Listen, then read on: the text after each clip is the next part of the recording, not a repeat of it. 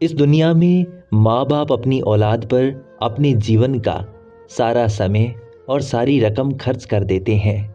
आखिर में जब एक बहू आती है तो उसके बाद परिस्थितियाँ बहुत बदल जाती हैं। आज की कहानी आइए सुनते हैं। विमल बहुत परेशान था।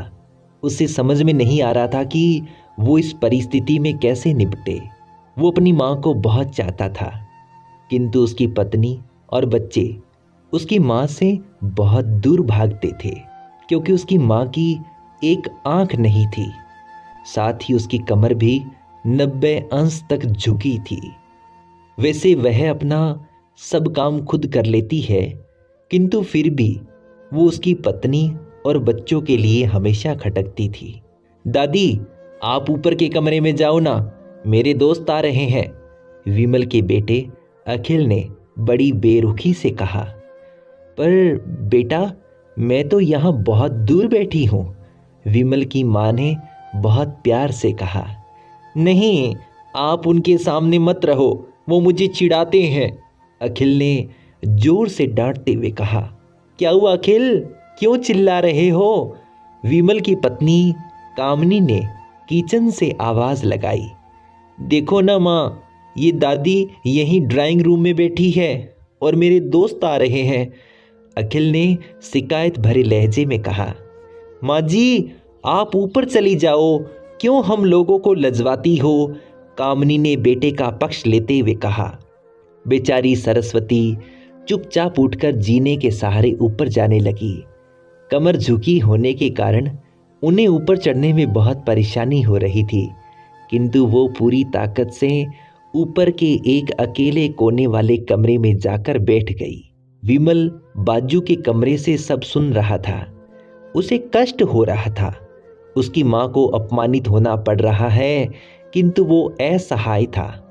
अगर वो कुछ कहता है तो पत्नी और बच्चे उसका विरोध करने लगते हैं। दूसरे उनके तर्क भी सही लगते हैं, क्योंकि वो एक प्रशासनिक अधिकारी था। उसका सामाजिक स्तर बहुत ऊंचा था। उसकी ससुराल भी एक उच्च घराने में थी। अतः वह चुपचाप इस तरह हर दिन अपनी माँ को अपमानित होते हुए देखता रहता था। रात को जब विमल की पत्नी ने कहा, देखो जी, अब कुछ करो, कल कलेक्टर साहब की पत्नी आई थी और माँ जी अपनी देसी धुन धारा में उनसे मिली, मुझे बहुत शर्म आ रही थी, बताते हुए कि ये मेरी सास है। मैंने भी कह दिया कि दूर की रिश्तेदार है, इलाज कराने आई है यहाँ।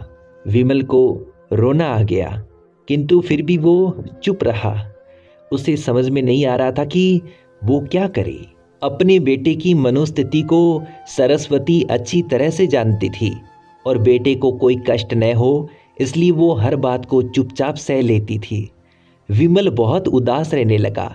एक तरफ परिवार और सामाजिक स्तर पर जीने की प्रतिबद्धता थी और दूसरी ओर माँ। आखिर माँ से अपने बेटे की ये हालात देखी नहीं गई।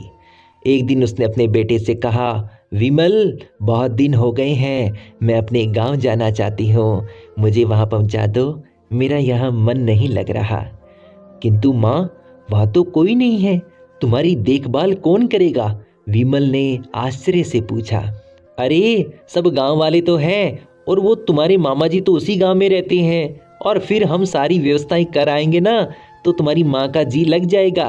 कामनी को तो जैसे मन की मुराद सी मिल गई हो। हाँ बेटा, बहू सही कह रही है, सरस्वती ने लंबी सांस लेते हुए कहा।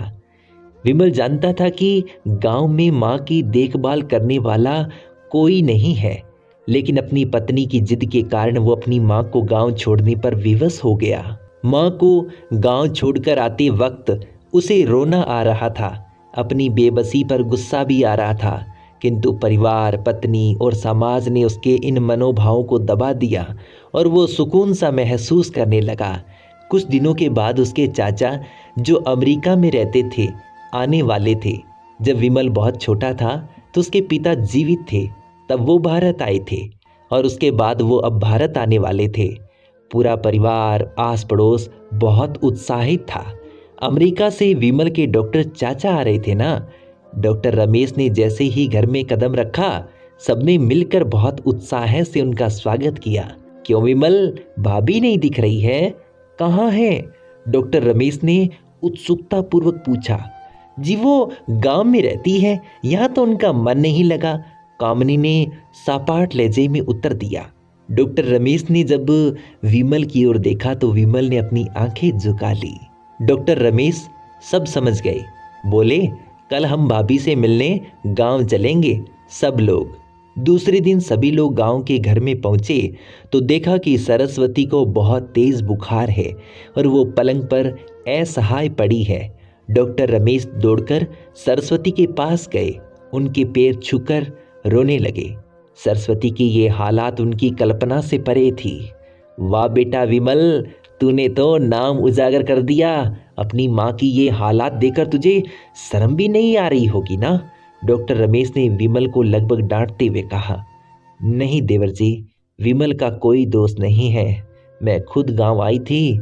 सरस्वती ने अपने बेटे का बचाव किया। मुझे सब पता चल गया भाभी, आप चुप ही रहो तो ठीक है। क्यों बहू, तुम्हें अपनी सास की कुरूपता पसंद नहीं आई होगी और समाज में तुम्हें नीचा देखना पड़ता है ना? डॉक्टर रमेश ने कामिनी की ओर व्यंग्य रूप से देखा। कामिनी निरुत्तर होकर विमल को देखने लगी।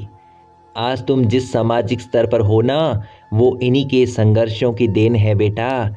और बेटा विमल, तुम्हें शायद मालूम ना हो कि बचपन में जब तुम 1 साल के थे ना, तब छत से नीचे गिरने के कारण तुम्हारी एक आंख फूट गई थी और तुम्हारी रीढ़ की हड्डी में भी समस्या थी।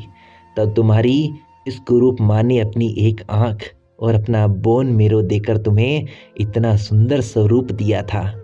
कामिनी बेटा, इतने सालों तक संघर्ष करके बेटे को प्रशासनिक अधिकारी बनाने वाली इस संघर्षशील औरत की तुम लोगों ने ये दशा कर दी। तुम्हें ईश्वर कभी माफ नहीं करेगा। डॉक्टर रमेश की आंखों से आंसुओं की जलधारा बह रही थी। अब भाभी, आप मेरे साथ अमेरिका जाएंगी, यहाँ इन स्वार्थी लोगों के बीच कभी नहीं रहेंगी। डॉक्टर रमेश ने सरस्वती से कहा। विमल को तो काटो तो खून नहीं था। डॉक्टर रमेश जो उसके चाचा थे, उन्होंने जो राज बताया, उसके बाद तो विमल को यही लग रहा था कि उससे ज़्यादा पापी इंसान इस दुनिया में कोई और है ही नहीं। वह दौड़ता गया और माँ सरस्वती के कदमों से लिपट गया। माँ, मेरा अपराध अक्षम्य है।